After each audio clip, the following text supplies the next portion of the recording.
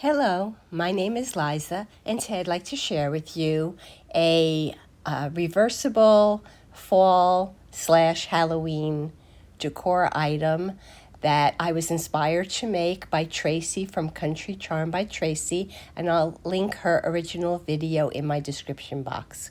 What you'll need are 3 of these pumpkin, some of the little wooden stickers, a berry garland, and some assorted flowers. These are the flowers that I chose. I tried to keep them a mix of the darker and some oranges, and I just love these itchy ball things. I don't know, they just called my name. You also need a floral foam block.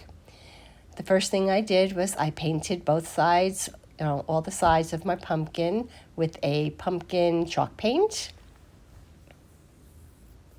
And since I'm making it two-sided, the one side for fall, I just did a little bit of shading with some taupe paint.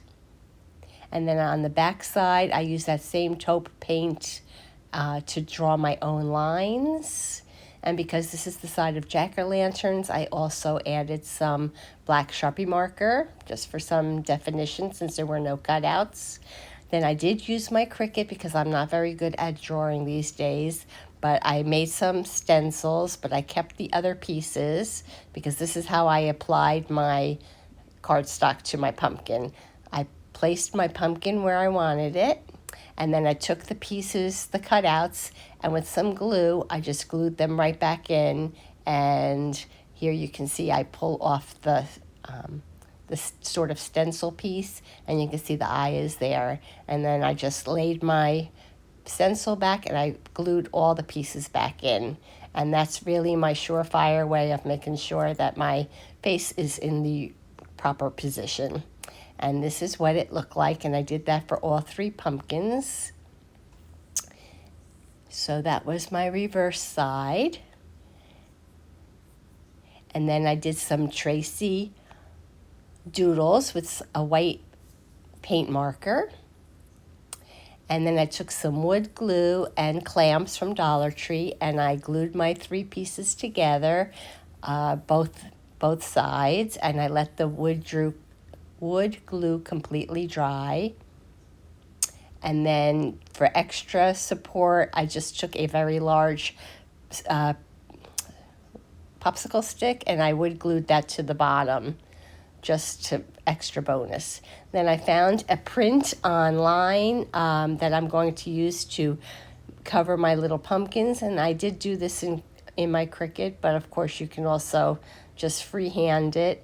But all I did was basically print it out, and then I hand cut them just a little bit bigger than the actual pumpkin, and then I Mod Podged them all on, and I gave the stems some brown marker, the leaves some green marker, and I spelled out blessed. Next, I took a strand of the berry garland as wide as the 3 pumpkins, and that's what I'm going to use to put my pumpkins on. The spacing was ideal for the little pumpkins, so I just put some glue down and a strip of cardstock just to cover the glue. That would make everything adhere since everything was basically paper or wood. And then just for some reinforcement, I put some hot glue on there because paper can rip. And then I attached it to my pumpkin. I don't know if you can see it here. And then when you look down into it, you have these 5 spaces, and I cut up my floral foam to fit inside because I'm going to start to add my flowers. But first I took the side that was the fall side and with the blessed, and I just put a little bit of the berry garland around each stem. So I started with my largest flowers, and I just put them into 3 bigger slots. That's basically where I'm putting all the flowers, just into 3 bigger spots. So then you can just see I just took 1, and I just used 3 each time. And I will have some flowers left over, but very minimally. And the acorns, and I put I think those are chestnuts, I don't know. And then my itchy balls. Later on, I changed the placement for the itchy balls because, I don't know, I didn't like them the way they were there. And that's all I have left for my flowers. Then I took the scarecrows and I had to fix them up a little bit because they're very scrawny looking. So I took one of them and I made a bow with some of the orange burlap, and the other one with the black hat, I used this sunflower ribbon. So I made some bows, and then you can see on the black one, I took all of the raffia and I cut it very thin so that it wasn't such big pieces of raffia. And then I stuck it in, and that was the black one, and I couldn't decide which one I liked better, so I had Quarantino help me, and he said, no, Mom, I think the black one's not the way to go. I really like the orange one. But, Mom, I really love those itchy balls. You might need to do something with them because he wants to climb right up there. So here you can see I did move the itchy balls around so that they're not as enticing to him. Next, I took some of these flowers. These I actually got at Walmart last year. I just got 2 stems. One of these glitter picks from DollarTree. Some of the little ghosts that you paint yourself. And I just put some floral foam in 3 of the spots this time, because I did take all the other stuff out. And then the 2 bushes, I just put in the 2 slots that had no foam, worked perfectly. And then the silk glittery pick, I just placed in the styrofoam in the center. Next, I took a picture of my ghost on my mat, and then I imported the picture into my Word program so that I could add the words peek-a-boo to white paper. So I placed them all on there, and I added a text box. And then I got rid of the text box, and then I got rid of the ghost pictures, and this is basically what you see on the screen. I just wanted to put the white paper on top of the ghost rather than paint because I can't write peekaboo very well.